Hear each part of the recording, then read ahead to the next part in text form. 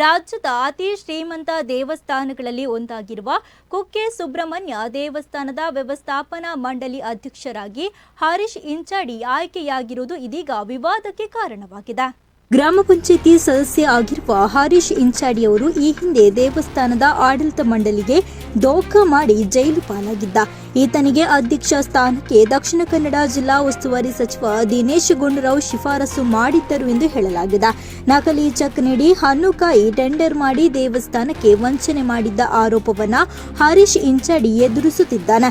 ಈ ಪ್ರಕರಣದಲ್ಲಿ ಬಂಧನವೂ ಆಗಿತ್ತು. ಹರೀಶ್ಗೆ ಸದಸ್ಯ ಸ್ಥಾನ ನೀಡಲು ಸುಬ್ರಹ್ಮಣ್ಯ ಗ್ರಾಮಸ್ಥರಿಂದ ವಿರೋಧ ವ್ಯಕ್ತವಾಗಿತ್ತು. ಧಾರ್ಮಿಕ ದತ್ತಿ ಇಲಾಖೆ ಸಚಿವ ರಾಮಲಿಂಗಾರೆಡ್ಡಿಗೆ ಸ್ಥಳೀಯರು ಪತ್ರವನ್ನ ಕೂಡ ಬರೆದಿದ್ರು. ರೌಡಿ ಶೀಟರ್ ಆಗಿದ್ದ ಹರೀಶ್ ಇಂಚಾಡಿಯನ್ನ ಅಧ್ಯಕ್ಷನನ್ನಾಗಿ ಮಾಡಬೇಡಿ ಅಂತ ಪತ್ರದಲ್ಲಿ ಉಲ್ಲೇಖಿಸಲಾಗಿತ್ತು. ಮರಳು ಮಾಫಿಯಾ ಮತ್ತು ಮರಕಳ್ಳ ಸಾಗಾಣೆ ಆರೋಪ ಈತನ ಮೇಲಿದೆ ಎಂದು ಗಮನ ಸೆಳೆದಿದ್ದಾರೆ. ಕುಕ್ಕೆ ಸುಬ್ರಹ್ಮಣ್ಯ ಅಧ್ಯಕ್ಷ ಗದ್ದಿಗೆ ಹರೀಶ್ ಇಂಚಾಡಿ ಆಯ್ಕೆ ಬೆನ್ನಲ್ಲೇ ಆಕ್ರೋಶ ವ್ಯಕ್ತವಾಗಿದೆ. ಸಾಮಾಜಿಕ ಜಾಲತಾಣಗಳಲ್ಲಿ ಕಾಂಗ್ರೆಸ್ ವಿರುದ್ಧ ಬಿಜೆಪಿ ಆಕ್ರೋಶವನ್ನ ಹೊರಹಾಕಿದೆ. ಹಿಂದೂ ಕಾರ್ಯಕರ್ತ ಸುಹಾಸ್ ಶೆಟ್ಟಿಯನ್ನ ರೌಡಿ ಶೀಟರ್ ಎಂದಿದ್ದ ಕಾಂಗ್ರೆಸ್ ಆತನ ಮನೆಗೆ ಭೇಟಿಯನ್ನ ನೀಡಿಲ್ಲ. ಇದೀಗ ದಿನೇಶ್ ಗುಂಡೂರಾವ್ ಅವರ ಶಿಫಾರಸಿನಂತೆ ಮಾಜಿ ರೌಡಿ ಶೀಟರ್ಗೆ ಕುಕ್ಕೆ ಅಧ್ಯಕ್ಷ ಸ್ಥಾನ ನೀಡಲಾಗಿದೆ ಎಂದು ಬಿಜೆಪಿ ಟೀಕಾ ಪ್ರಹಾರವನ್ನು ನಡೆಸಿದೆ.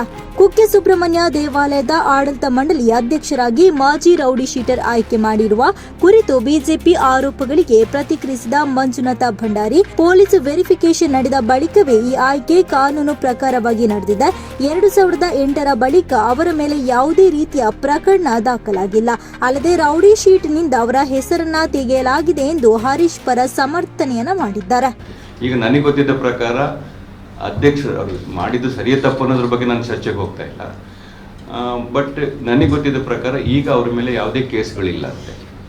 ಸುಮಾರು 2008ರಲ್ಲೇನೋ ಕೇಸ್ ಇತ್ತಂತೆ. ಆಮೇಲೆ ಅವ್ರದ್ದೆಲ್ಲ ಕೇಸ್ ಖುಲಾಸೆ ಆಗಿದೆ ಅಂತೆ. ಈಗ ಯಾವುದೇ ಅವ್ರ ಮೇಲೆ ಕೇಸ್ ಇಲ್ಲ. ಪೊಲೀಸ್ ವೆರಿಫಿಕೇಶನ್ ಆಗಿರುವಂಥದ್ದು ಆಯ್ತಾ. ಈ ರೀತಿ ಅವರು ಹೇಳೋದಾದ್ರೆ ನಾವು ಗೃಹ ಮಂತ್ರಿಗಳ ಮೇಲೆ